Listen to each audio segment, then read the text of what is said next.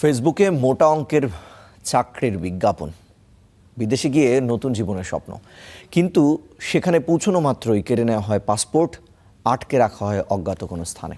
এরপর শুরু হয় নির্যাতন, ইচ্ছার বিরুদ্ধে করানো হয় কাজ, চালাতে হয় অনলাইন প্রতারণা।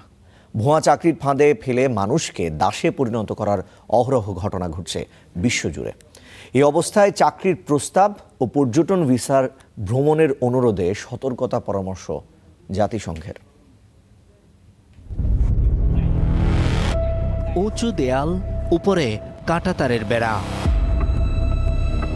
এই কম্পাউন্ডের ভেতরেই রয়েছে সারি সারি দালান, নির্মাণাধীন ভবন।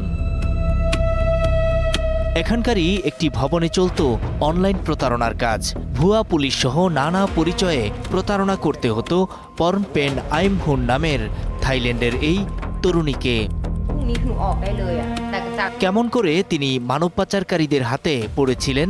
মূলত ফেসবুকে ওয়েব অ্যাডমিনিস্ট্রেটর পদে মোটা বেতনের চাকরির বিজ্ঞাপন দেখেছিলেন পর্নপেন। সেই প্রলোভনের ফাঁদে পা দিয়ে সীমান্ত পেরিয়ে পৌঁছেছিলেন পার্শ্ববর্তী কম্বোডিয়ায়। সেখানে আটকে রেখে বাধ্য করা হয় পুলিশের পরিচয়ে অনলাইন প্রতারণা চালাতে। টার্গেট পূরণ না করতে পারলে চালানো হতো নির্যাতন। প্রতারণার জন্য বানানো হতো নকল থানা। প্রযুক্তির মাধ্যমে চেহারা পরিবর্তন করে ভিডিও কলে দেখানো হতো আসল পুলিশের ছবি। মানুষের কাছে ফোন দিতে হতো অর্থ পাচার ও মাদক নিয়ে। প্রতারণার সবটাই ছিল সাজানো নাটক। প্রথম দিন আমি বুঝতে পারি আমি একটা অপরাধে জড়িয়ে পড়েছি। ওটা আসলে একটি নরক। কেউ ভাগ্যক্রমে বের হতে পারলেও অনেকেই ফিরতে পারেনি। থাই পুলিশ বলছে এই প্রতারণা চক্র চীনের। শুধু পর্নপেনই নন, বিশ্বজুড়ে এই রকম ফাঁদে পড়ে মানব পাচারের শিকার হচ্ছে হাজার হাজার মানুষ। বিষয়টি নিয়ে সতর্ক করে আসছে জাতিসংঘ। ভুয়া চাকরির প্রস্তাব মানব পাচারের কারণ হতে পারে। উচ্চ বেতনের প্রতিশ্রুতি, চাকরির অস্পষ্ট বিবরণ অথবা পর্যটক ভিসায় ভ্রমণের অনুরোধ, এসব বিষয়ে সতর্ক থাকতে হবে।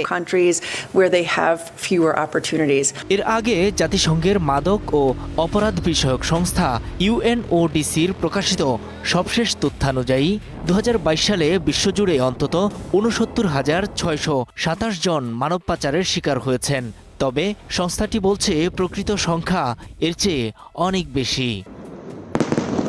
বিশ্লেষকদের মতে দারিদ্র্য, বেকারত্ব, যুদ্ধ, রাজনৈতিক অস্থিরতা ও বিদেশে উচ্চ বেতনের চাকরির প্রলোভন এসবই মানব পাচারের প্রধান কারণ।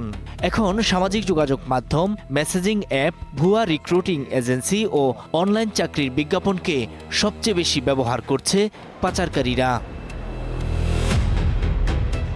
নূর মোহাম্মদ, স্টার নিউজ।